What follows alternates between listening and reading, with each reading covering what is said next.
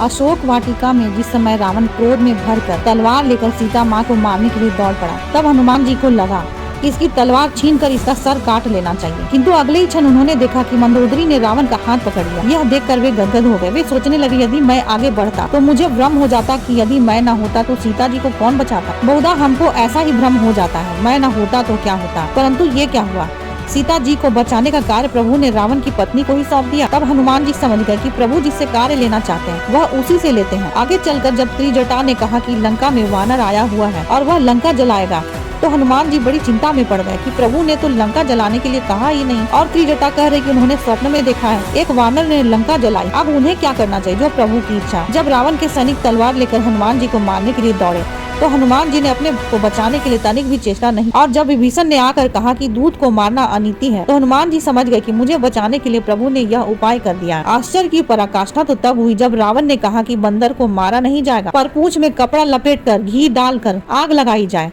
तो हनुमान जी सोचने लगे, लंका वाली त्रिजटा की बात सच थी, वरना लंका को जलाने के लिए मैं कहां से घी तेल कपड़ा लाता और कहां आग ढूंढता। और वह प्रबंध भी आपने रावण से करा लिया। जब आप रावण से भी अपना काम करा लेते हैं, तो मुझसे करा लेने में क्या आश्चर्य की बात है। इसलिए सदैव याद रखें, संसार में जो हो रहा है वह सब ईश्वरीय विधान है। हम और आप केवल निमित्त मात्र। कभी भी ये सोचना नहीं चाहिए कि मैं न होता तो क्या होता।